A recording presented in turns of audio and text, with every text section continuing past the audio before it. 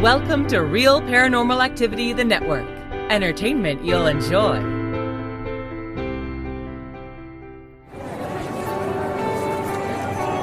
You are listening to an RPA production, where people gather.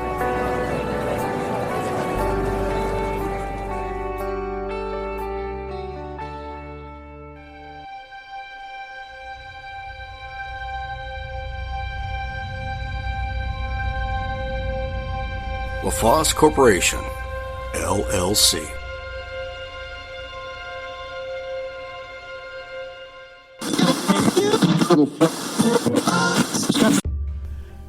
The world is full of mysteries. It's full of strangeness. And it exists with oddities. That's what we do on this show. We examine the strangeness, the mysterious, the oddities. This is Terry's Mysterious Moments, and I am your presenter, Terry from Texas. This is Season 8. Welcome if it's your first time. Welcome back if you've been here before.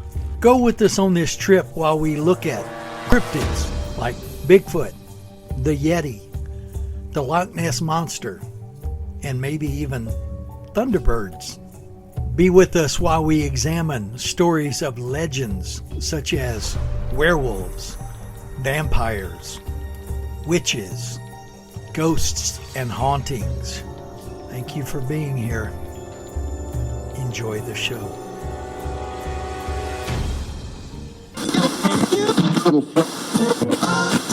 Greetings, my fellow Mysterians. This is Terry from Texas, your host for Terry's Mysterious Moments.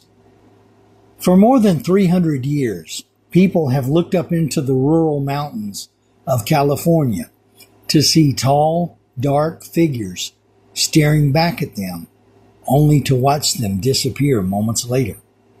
The Dark Watchers, as they are called, appear between late afternoon and twilight to visitors to the rural Santa Lucia Mountains. Witnesses from Native Americans to American writers have reported seeing these figures lingering on the mountaintops, seemingly silent, watching those below.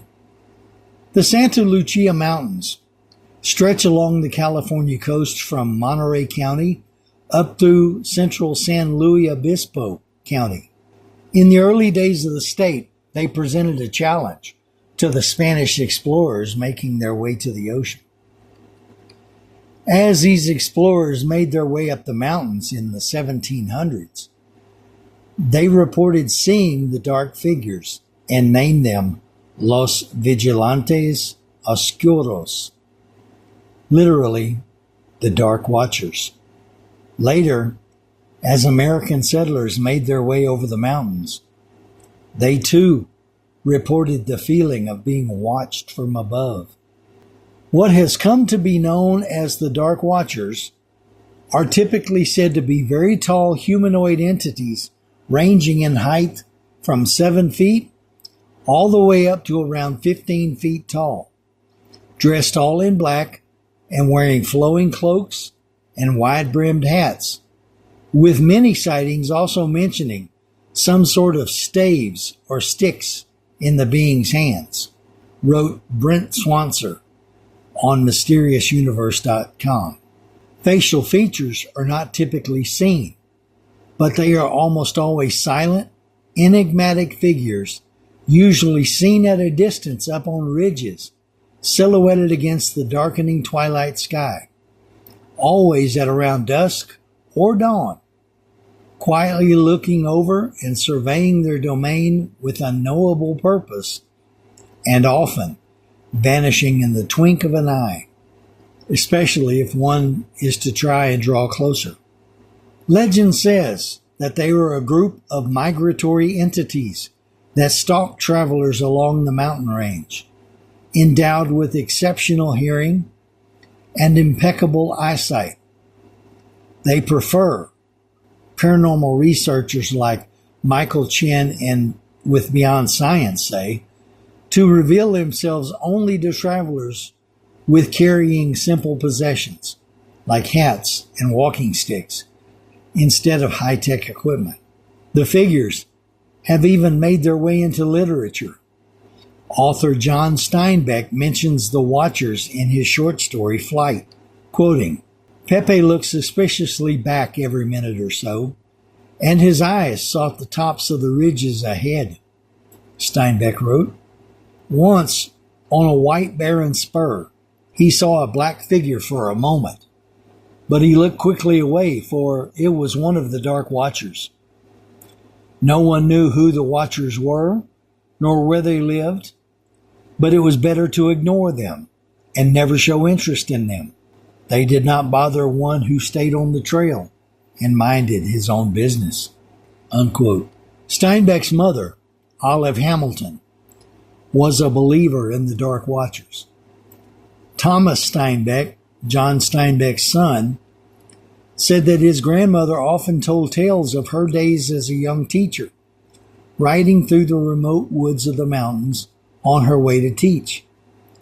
She told him that she saw the Watchers several times and even traded with them, leaving gifts of fruit, nuts, and flowers in a shaded alcove near Mule Deer Canyon, and receiving gifts from the Watchers on her return trip. And California poet Robinson Jeffers mentions them in his poem, "Such Counsels You Gave Me," where he wrote, quote, "He thought it might be one of the Watchers, who are often seen in this length of coast range, forms that look human with human eyes, but are certainly not human. They come from behind ridges to watch." Unquote. "What they really are," said Brian Dunning, publisher of Skeptoid magazine, "is unknown. Most likely, many different things are likely behind what various witnesses have interpreted as Dark Watcher sightings," Dunning said in an email interview. "Probably some have been caused by shadows, tricks of the light, or trees. Probably some have been sightings of actual people or animals who were standing up there for a moment. Probably some have been people who thought they saw something out of the corner of their eye, which disappeared when they turned to look. Probably some have been something I haven't thought of. There's no way to know. Popular theories suggest the Dark Watchers are merely the result of pareidolia, the psychological phenomenon where the human brain seeks out recognizable and familiar patterns and shapes in unclear or unfamiliar images. Others say they are nothing more than hallucinations brought on by the lack of oxygen in higher elevations and exhaustion. Still others suggest that the phenomenon is an optical illusion where the observer's magnified shadow is seen on the clouds, which amplifies the shadow's size before it evaporates. Known as the Brocken specter, the phenomenon was identified in the Brocken Peak of the Harz Mountains in Germany. When the sun is low and the conditions are right, a shadow is cast by the walker into the mist, making it appear as if a tall, shadowy figure is watching them from nearby, said James Felton, a senior editor on the website iflscience.com. The water droplets that make up the mist can shift around, causing a disorientating effect, as though the shadow is moving, sometimes towards the observer. So people are literally being scared by their own shadows. Others believe the phenomenon can be caused by infrasound. Infrasound is sound between 7 and 19 hertz, just below the range of normal human hearing, and can be generated by wind, among other things. In 2003, a psychologist and paranormal debunker, Richard Wiseman, and several of his British colleagues conducted an infrasound experiment. In it, they subjected some 700 people to a concert featuring 4 pieces of music, 2 of which contained 17 hertz notes at a volume just at the edge of human hearing. And as a result, some 22% of the audience reported feeling anxious, uneasy, or fearful. Others reported a pressure on their chest or chills running up and down their spine. Wiseman told the British Association for the Advancement of Science, "These results suggest that low-frequency sound can cause people to have unusual experiences, even though they cannot consciously detect infrasound." A later British study in 2008 by psychologist Christopher French found that when they put volunteers in a haunted room rigged with infrasonic generators, most people reported at least some slightly odd sensation, such as feeling a presence or feeling dizzy. Some reported terror, which we hadn't expected. For now, however, no one knows for sure whether infrasound, optical illusions, or a lack of oxygen are to blame. In fact, no one knows for sure what the Dark Watchers are, where they come from, or where they go when they disappear. While it is likely the phenomenon is scientifically explained away as the mind playing tricks on people, if they are real, then they have been wise enough to leave no tangible evidence of their existence, save perhaps for a few offerings of fruit to an author's mother. The Dark Watchers, also known by early Spanish settlers as Los Vigilantes Oscuros, as I said before, is a name given to a group of entities in California folklore, purportedly seen observing travelers along the Santa Lucia Mountains. The Dark Watchers, again, are described as tall, sometimes giant-sized, featureless, dark silhouettes, often adorned with brimmed hats or walking sticks. They are most often reported to be seen in the hours around twilight and dawn. They are said to motionlessly watch travelers from the horizon along the Santa Lucia mountain range. According to legend, no one has seen one up close, and if someone were to approach them, they disappear. While sometimes attributed to the Chumash people, who historically inhabited the central and southern coastal regions of California, nothing analogous to the legend appears to exist within their mythology. When Spanish settlers first moved into the area, they were said to have witnessed the Dark Watchers, from whom they dubbed, again, Los Vigilantes Oscuros.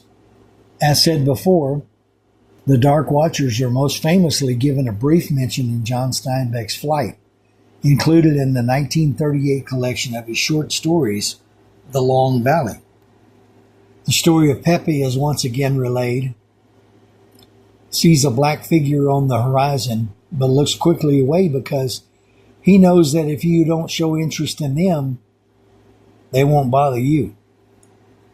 Also mentioned again is the poet Robinson Jeffers in the poem, the title of the poem of Such Counsels You Gave to Me in 1937. It's a longer passage, so I'll read it. He thought it might be one of the watchers who are often seen in this length of coast range, forms that took human to human eyes, but certainly are not human.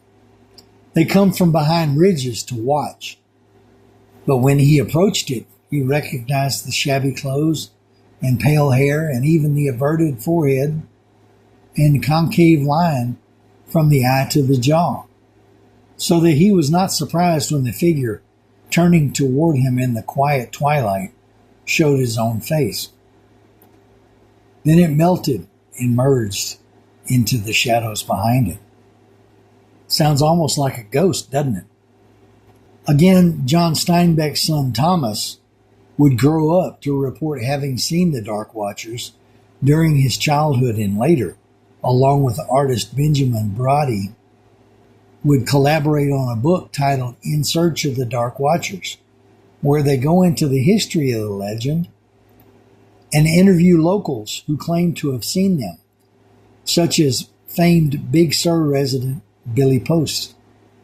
According to newspaper archives in the mid-60s, a Monterey Peninsula local and former high school principal went on a hiking trip in the Santa Lucias when he suddenly spotted a dark figure standing on a rock and surveying the area.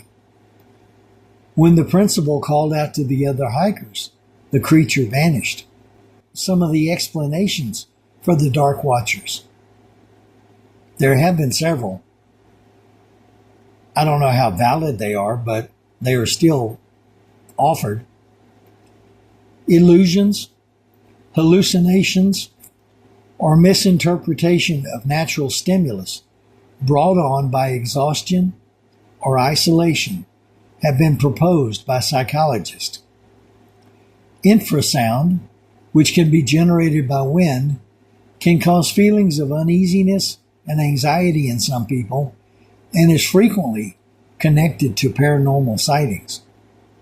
Going halfway around the world, in Scottish folklore, Amphir Liath Mór, Scottish Gaelic for big grey man, and I hope I pronounced that correctly, also known as the Big Grey Man of Ben Macdui, or simply the Grey Man, is a name for a presence or creature which is said to haunt the summit and passes of Ben Macdui, the highest peak of the Cairngorms and the second highest peak in the British Isles after Ben Nevis.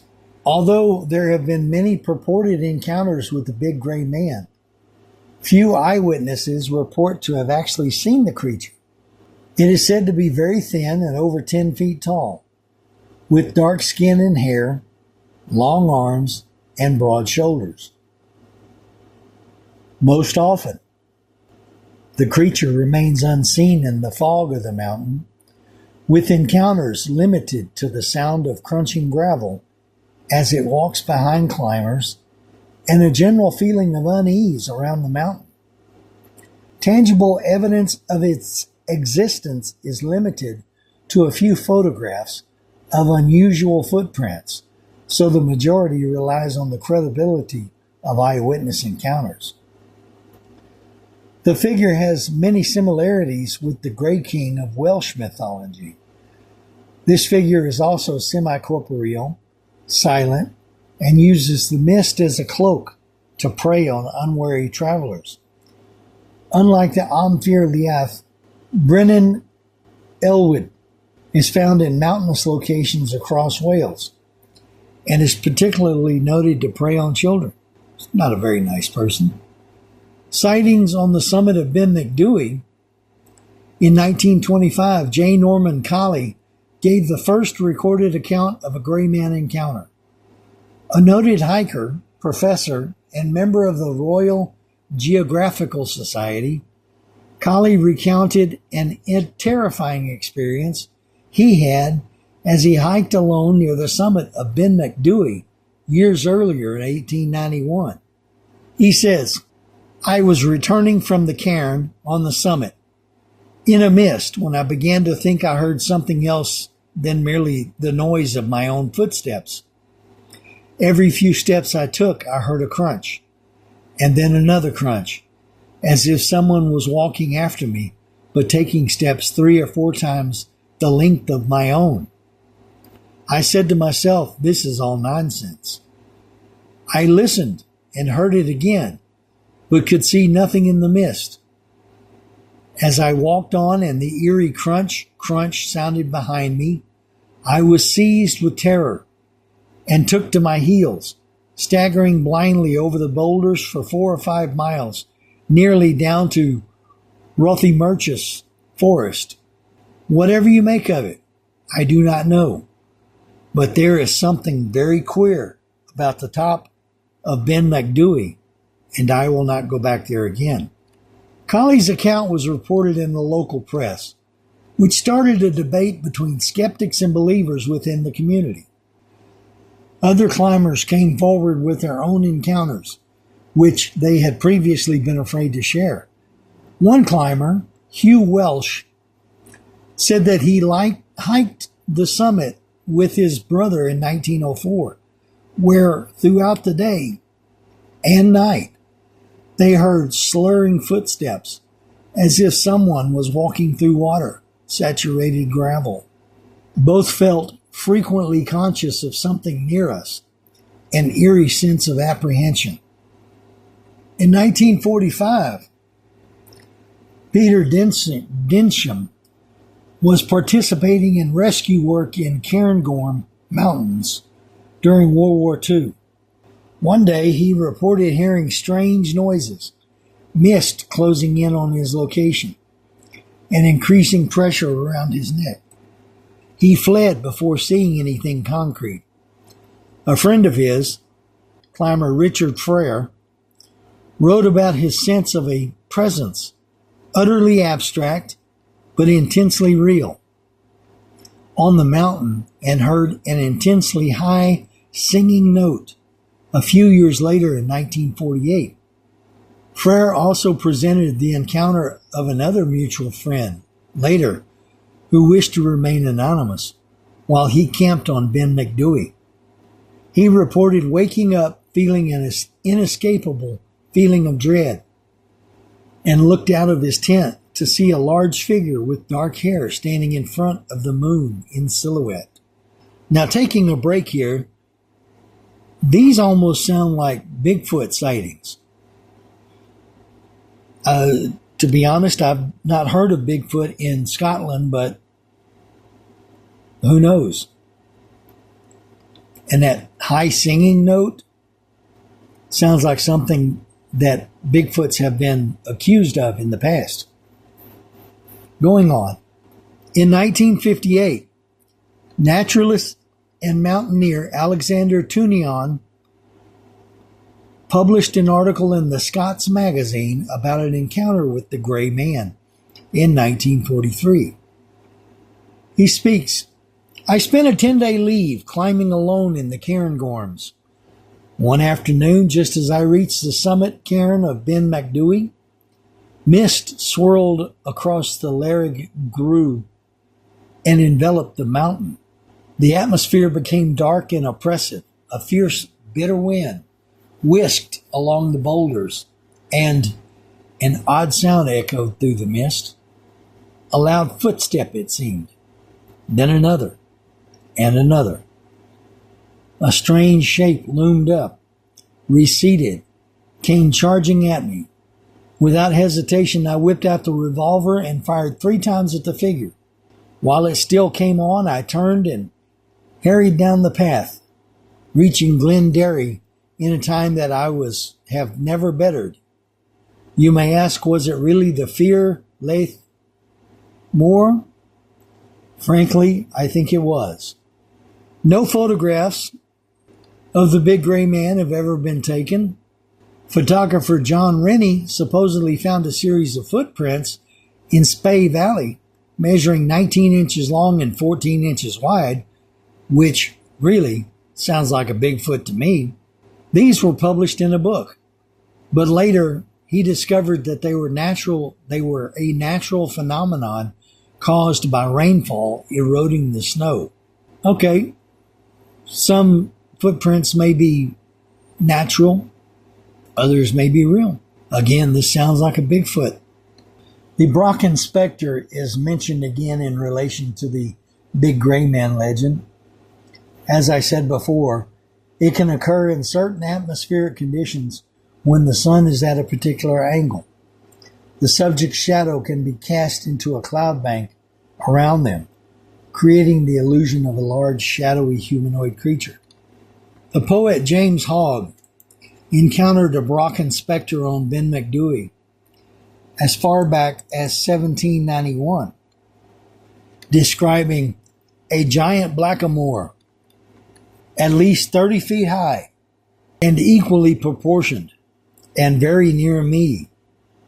I was actually struck powerless with astonishment and terror. Hogg's terror subsided when he observed the figure making the same gestures as his own, realizing that it was merely his own shadow when he removed his hat. British mountaineer Frank Smythe stated he had observed his shadow cast as a Brocken spectre. So what makes the grey man in Scotland particularly? Is it simply a Brocken spectre? Or is there really a creature or a being that walks the mountains? Could they have their own version of a Bigfoot? What are the Dark Watchers? Are they real or are they simply visions? What makes it so interesting about these things is that nobody can describe clearly what they look like. So if you go to the mountains of mid-California or the mountains of Scotland, be careful what you see and make sure you take good pictures. That's all for this show. Have a good week, people. We'll see you next time on Terry's Mysterious Moments.